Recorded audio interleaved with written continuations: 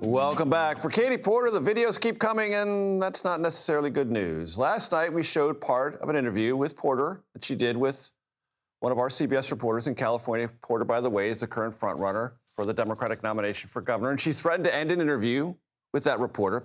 Another video surfaced last night in which Porter shouts at an employee of hers visible in a Zoom interview. Take a look. Get out of my f***ing shot. Okay, it does. Okay. You also were in my shot before that.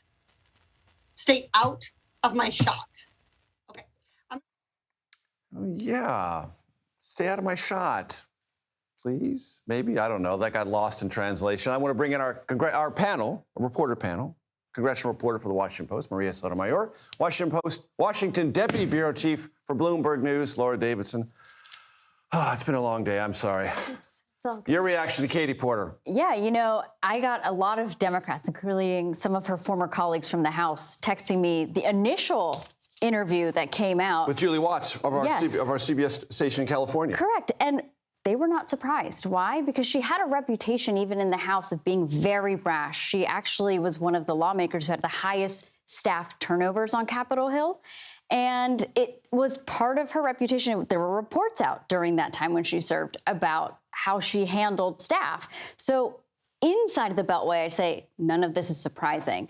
But back in California, man, I've been talking to some Democratic strategists, including some who are advising some of her opponents. Some of her, yes. Yeah, and they are... They see an opening.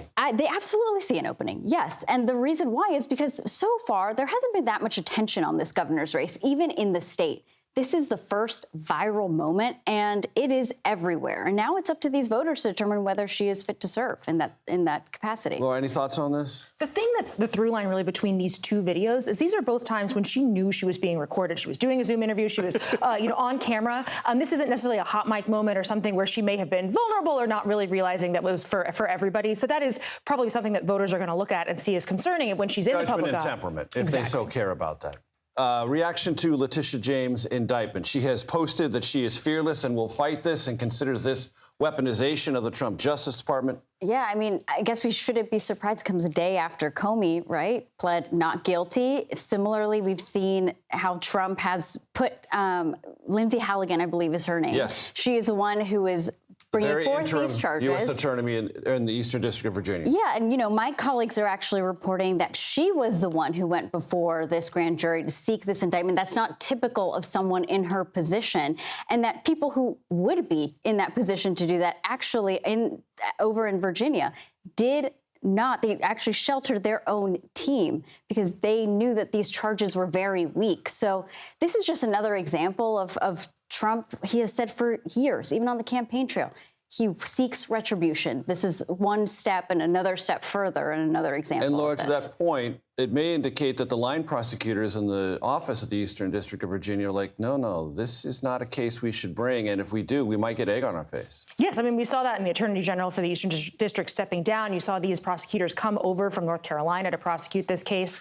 Letitia James is also in sort of an advantageous position here in that James Comey's case is on, running a couple weeks ahead of hers. Of course, there's different facts and circumstances that, they won't necessarily go the same way, but it'll be curious to see if she sort of follows the same model of saying, look, I'm going to fight this. We're going to go to trial. And, presuming that she's at least up front, that she's going to win. You both pay very close attention to Capitol Hill. Do either of you detect any give in the currently trench-defined combat over the shutdown? No, not right now. And I don't think we'll see anything change really until possibly next Wednesday. The reason why, it's October 15th. That's the day that troops presumably would be getting paid. They're not going to. And we have seen how Republicans are not budging on one. Speaker Johnson does not want to bring back the House to even have a vote on this. And the Senate, I asked him if there was any date he could imagine bringing the House back absent the Senate resolving this. He said no. Yeah, he's flat. Not. Exactly. So the House is pretty much all quiet as of right now, and I don't see it changing. Laura, do you detect anything?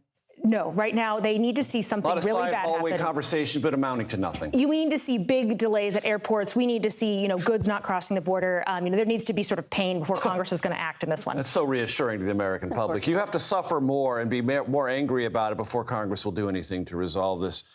Very quickly, it seems the president deserves some credit for this Middle East deal. He's justifiably proud, and it looks like it possibly could be something really meaningful. Yeah, and you're seeing it from both sides of the aisle, which is pretty rare. You've even seen Democratic leaders applaud the president being able to get this deal done. Republicans, of course, saying this should be evidence that he deserves a Nobel Peace Prize. There's a lot of, the devil is in the details here. The question is, does this hold? For now, it looks like all the partners in the region are on board, but the longevity here will be the question. And if it does stick, that could mean that Trump could be up for a Nobel Peace Prize next year. And it would be amazing video if he's there when the hostage release is actually going on. I mean, quite separate from an address before the Knesset, it could be optics that no previous president has ever imagined or been able to achieve. Marianna Sotomayor, Laura Davison, thank you so much.